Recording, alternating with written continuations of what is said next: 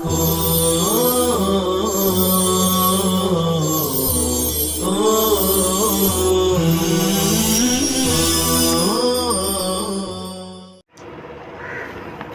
اللہ الرحمن الرحیم الحمد للہ رب العالمین والصلاة والسلام علی سید المرسلین وعلی آلہ واصحابہ الطیبین الطاہرین اما بعد فاعوذ باللہ من الشیطان الرجیم بسم اللہ الرحمن الرحیم قل هلم شہداؤکم الذین یشہدون ان اللہ حرم ھذا صدق اللہ العلی العظیم۔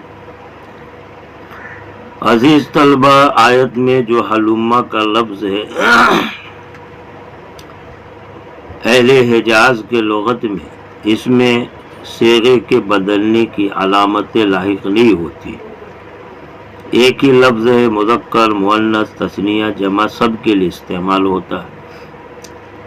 البتہ عرب میں تمیم کی لغت میں علامتیں اس کے ساتھ لاحق ہوتی ہے، ہلما ہلما ہلمو، صیغے بدلتے رہتے ہیں۔ کافروں پر تبکید کرتے ہوئے، حجت قائم کرتے ہوئے یہ آیت نازل ہوئی۔ آپ کہیے ہلما آؤ، یعنی حاضر کرو۔ ہلما فعل امر ہے، احضروا کے معنی میں حاضر کرو اپنے شہداء کو، یا یہ کہ احضروا تم حاضر ہو، آؤ اور بتاؤ شہداءکم الذین، تمہارے شہداء گواہی دینے والے جو اس بات کی گواہی دیں کہ اللہ نے اس کو حرام کیا۔ تم نے جو کچھ جانوروں کو حرام کر لیا ہے، کیا اس پر گواہ ہیں؟ وہ جس کو تم نے حرام کیا اس پر گواہی دینے والے ہیں، انہیں حاضر کرو، لاؤ۔ فرمایا فَإِن شَهِدُوا، پس اگر وہ گواہی دیتے ہیں، یعنی وہ آتے ہیں کہتے ہیں ہاں ایسا ہے، تو حضور کو منع کیا فَلَا تَشْهَدْ مَعَهُ، آپ ان کے ساتھ گواہ نہ بنیے، یعنی ان کی تصدیق نہ کیجیے، ان کی بات کی طرف مائل نہ ہوئیے۔ یہ خطاب تو آپ صلی اللہ علیہ وسلم سے ہے، لیکن مراد آپ کے علاوہ آپ کی امت ہے، اس لیے کہ آپ غلط بات میں ان کی تصدیق کریں، ان کی گواہی دیں، ایسا نہیں ہو سکتا۔ اس لیے مراد آپ صلی اللہ علیہ وسلم کے علاوہ آپ کی امت ہے، آپ ان کے ساتھ گواہ نہ بنیے اور ان لوگوں کی خواہشات کی پیروی نہ کیجیے جنہوں نے ہماری آیات کو جھٹلایا۔ والذین لا یؤمنون بالآخرہ، اور یہ وہ لوگ ہیں جو آخرت پر ایمان نہیں رکھتے، وہم بربہم یعدلون، اور یہ اپنے رب کے ساتھ شرک کرتے ہیں۔ یعدلون عدل مساوات کے معنی میں، یعنی اللہ کے ساتھ غیر کو مساوی قرار دیتے۔ یعدلون یشرکون، یعنی شرک کرتے ہیں۔ قل تعالوا، آپ کہیے آؤ میں تمہارے سامنے تلاوت کروں۔ اللہ نے کافروں پر حجت جب تام کر دی کہ ان لوگوں کی خواہش سے کوئی تحلیل اور تحریم نہیں ہوتی ہے، تحریم تحلیل تو اللہ کی طرف سے، اللہ نے جس کو حلال کیا حلال، جس کو حرام کیا حرام۔ تو اب کہا جا رہا کہ آؤ میں بتاؤں کہ حرام کیا ہے۔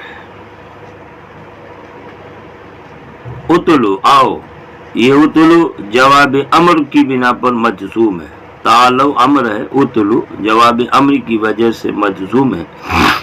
آؤ میں بتاؤں، تلاوت کروں یعنی پڑھوں وہ جسے تمہارے رب نے تم پر حرام کیا ہے۔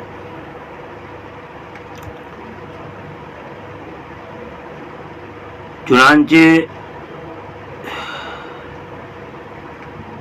کل 10 چیزیں ہیں جن کو یہاں سے بیان فرماتے ہیں، 5 چیزوں کو نہیں کے صیغے میں، 5 چیزوں کو امر کے صیغے میں بتایا۔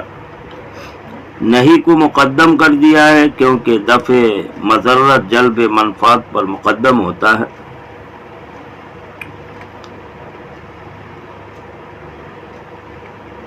اور اسی کو حدیث میں کہا گیا جس سے میں تم کو منع کر دوں اس سے رکو اور جس کا حکم کروں تو اس کو بجا لاؤ. یہاں پر امر اور نہیں کے بیچ میں والدین کے ساتھ حسن سلوک کرنے کو بھی بیان کیا جا رہا. آگے آیت آ رہی ہے بالوالدین احسانا. اس سے والدین کے حقوق کی اہمیت بتانا مقصود ہے کہ توحید کے بعد سب سے اہم حق والدین کا ہوتا ہے. حضرت ابن عباس کہتے ہیں یہ ساری آیتیں محکم ہیں, ان میں سے کچھ منسوخ نہیں ہے. آؤ میں تلاوت کروں پڑھوں وہ جسے تمہارے رب نے تم پر حرام کیا ہے. ان لا تشرکوا بہ شیئا. نمبر 1 تو یہ کہ اللہ کے ساتھ کسی چیز کو شریک نہ ٹھہراؤ. یہاں پر ان لا تشرکوا میں ان مفسرہ ہے, تفسیر کر رہا.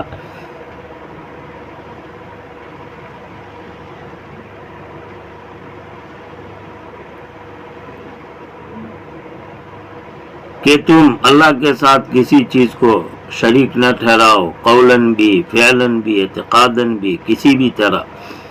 وبالوالدین احسانا فعل مقدر مانا واحسنوا بالوالدین احسانا. اشارہ کیا کہ احساناً یہ مفعول مطلق ہے فعل محذوف کا. والدین کے ساتھ حسن سلوک کرو. ولا تقتلوا اولادکم, گویا اللہ کے حق کے بعد سب سے اہم حق والدین کا ہوتا ہے اور اس کے بعد اولاد کا حق ہے. اس لیے فرماتے ولا تقتلوا اولادکم, اور اپنی اولاد کو قتل نہ کرو. بالواد زندہ درگور کر کے, جیسا کہ کفار کیا کرتے تھے. من املاق, املاق یہ فقر کے خوف کو کہتے ہیں. فقر بھوکمری مفلسی کے اندیشے سے. وہ فقر جس کا تم خوف کھاؤ اور اس ڈر کی وجہ سے تم اپنی اولاد کو مار دو. آگے اس نہیں ممانعت کی علت بیان کرتے ہوئے کہا کہ تم کیوں اس کو مارو گے, کہ اس کی وجہ سے تمہارے رزق میں کمی ہوگی. ارے ہم جیسے تم کو رزق دیتے ہیں ویسے ان کو بھی رزق دیں گے.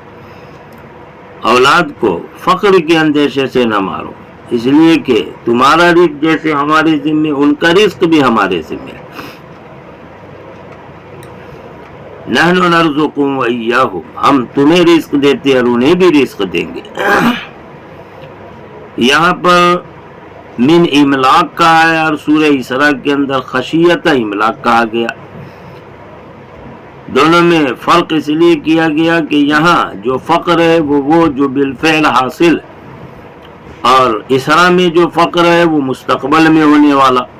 اس وجہ سے وہاں خشیت املاق کہا ہے اور یہاں پر صرف من املاق کہہ دیا.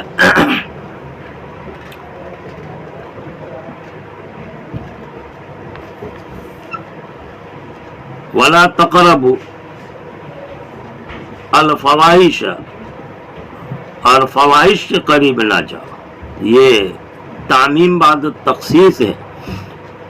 پہلے اولاد کو قتل کرنے سے منع کیا, اب بالعموم فواحش کے قریب جانے سے روکا جا رہا. فواحش یہ اولاد کے قتل کرنے کے مقابلے میں عام ہے, تو یہ تعمیم بعد تخصیص کے طور پر ممانعت. اور فواحش یعنی کبیرہ بڑے گناہوں کے قریب بھی نہ جاؤ, جیسے زنا وغیرہ. ما ظاہر منہا, جو اس میں سے ظاہر ہو, اور جو باطن چھپا ظاہر جیسے قتل زنا سرقہ وغیرہ. باطنی گناہ جیسے ریا عجب کبر حسد وغیرہ. ظاہری جسمانی گناہ اور باطنی قلبی گناہ سب سے قریب جانے سے منع کیا. فواحش کے قریب نہ ہو، جو اس میں ظاہر ہے، جو باطی یعنی جو علانیہ کرے، جو چپکے سے کرے. ولا تقتلوا النفس التي حرم اللہ، قتل نہ کرو اس نفس کو جس کو اللہ نے محترم بنایا مگر حق پر. حق پر قتل کرنے کا مطلب یہ ہے مثلا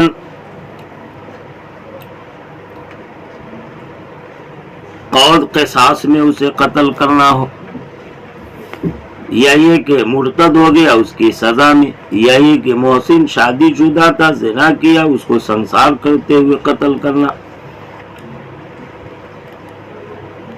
ذالکم یہ یعنی جو مذکورہ احکام ہے، وصاکم بھی اللہ نے تمہیں اس کی وصیت کی، لعلکم تعقلون شاید کہ تم عقل رکھو.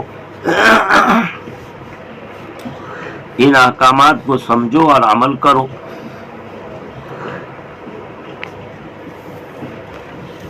عقل سے مراد عقل سے حاصل ہونے والا نتیجہ یعنی تدبر ہے.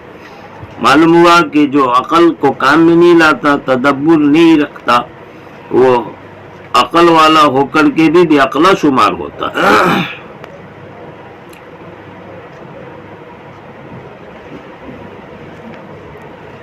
وَلَا تَقْرَبُوا مَالَ الْيَتِيمِ إِلَّا بِالَّتِي هِيَ أَحْسَنُ. آگے مزید منع کیا کہ یتیم کے مال سے قریب نہ ہو مگر اس طریقے پر جو کہ بہتر ہو. الا باللتی ہی احسن، ہی احسن یہ صفت ہے، موصوف محذوف نکالا، بالخصلۃ التی ہی احسن اس طریقے پر جو کہ بہتر ہو. اور یہ طریقہ وہ ہے جس میں یتیم کا بھلا ہو، یتیم کا فائدہ ہو.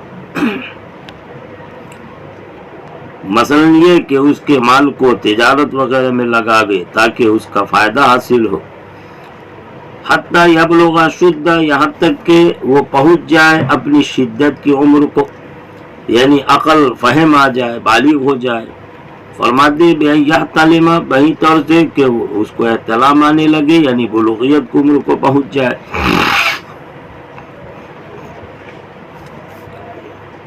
وَأَوْفُوا الْكَيْلَ وَالْمِيزَانَ اور کیل میزان ناپ تول برابر کیا کرو، بالقسط قسط کے ساتھ، عدل و انصاف کے ساتھ.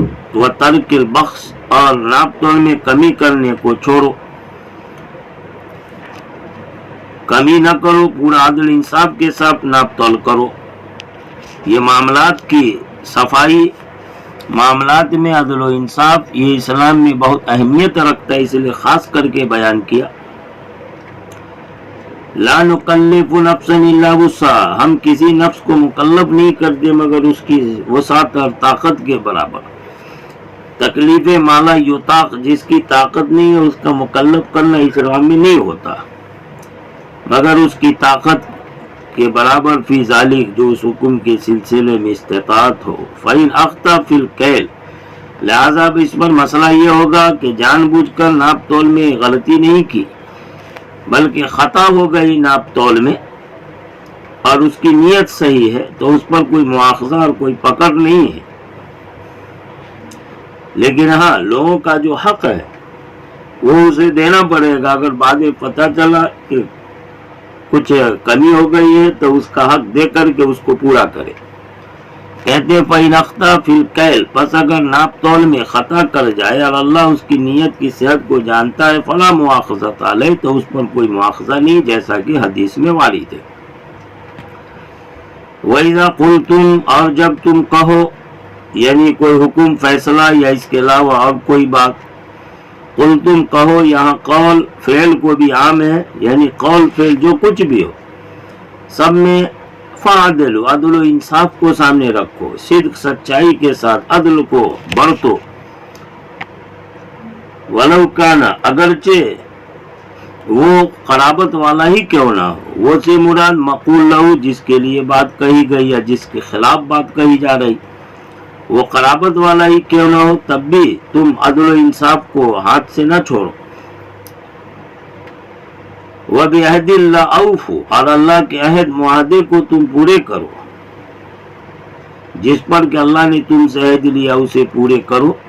ذَلِكُمْ وَصَّاكُمْ بِهِ یہ وہ حکم ہے جس کی وصیت کی اللہ نے تمہیں، لعلکم تذکرون، تذکرون اور تذکرون دونوں قرأت ہے، باب تفاعل سے ہے، یا تو اصل میں تذکرون، دوسرے تا کو زال سے بدل کر زال کا زال میں ادغام ہوا تذکرون، یا یہ کہ تا کو حذف کر دیا تذکرون ہو گیا، شاید کہ تم نصیحت حاصل کرو تشدید کے ساتھ، تتعظون عبرت نصیحت اور سکون کے ساتھ، تذکرون یہ دونوں قرأت ہے۔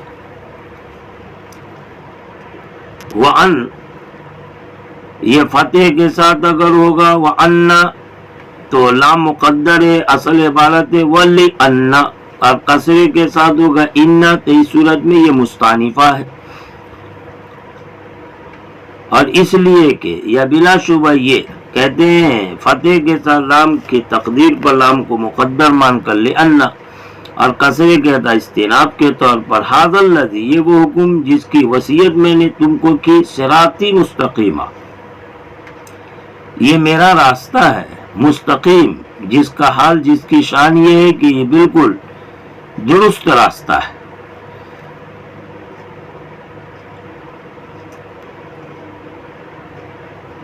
یعنی اس میں کوئی کجی ٹیڑھا پن نہیں ہے، یہاں سیدھے اور درست دین اسلام کو سیدھے راستے سے تشبیہ دی گئی ہے، اور تشبیہ کی وجہ یہ ہے کہ جیسے صحیح راستہ مقصد تک پہنچا دیتا منزل تک، اسی طرح یہ دین اسلام روحانیت کی منزل تک صحیح طور پر پہنچا دینے والا ہے۔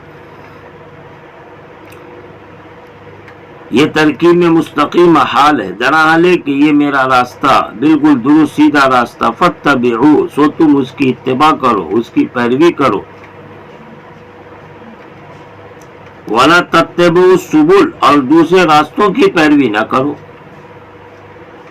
یعنی وہ طریقے راستے جو اس سے مختلف ہیں، یعنی دین اسلام کے علاوہ اور دوسرے دین کی پیروی نہ کرو۔ دارقطنی میں ابن مسعود کی ایک روایت ہے کہ حضور نے ایک بار ایک خط کھینچا اور کہا کہ یہ اللہ کا راستہ ہے، اور پھر اس کے دائیں بائیں بہت سارے خطوط کھینچے اور فرمایا ہر خط پر، ہر راستے پر شیطان بیٹھا ہوا ہے، اور پھر یہ آیت تلاوت فرمائی۔ معلوم ہوا کہ یہ بیچ کا راستہ جو اسلام کا ہے وہ صحیح راستہ ہے، اس کے علاوہ سب شیطانی راستے ہیں، اور پیروی نہ کرو راستوں کی جو اس کے مخالف ہو، یعنی اس کے علاوہ اور دوسرے دین کو نہ اپناؤ، مراد اس کے علاوہ دوسرے سارے باطل دین ہیں۔ فَتَفَرَّقَ بِكُمْ عَنْ سَبِيلِهِ، کہ یہ تم کو لے کے الگ ہو جائیں گے اس کے راستے سے، صحیح راستے سے بھٹکا دیں گے۔ تفرق، اس میں ایک تا کو حذف کر دیا گیا، اصل میں تتفرق یعنی تمیل، مائل ہو جائیں گے، تم کو لے کے الگ ہو جائیں گے، سبیل اس کے راستے سے، یعنی دین اسلام سے۔ ذالکم وصاکم بہ لعلکم تتقون، یہ وہ حکم ہے جس کی وصیت تم کو اللہ نے کی ہے تاکہ تم تقوی والے بن جاؤ، یعنی اوامر کو بجا لاؤ اور منہیات سے بچو۔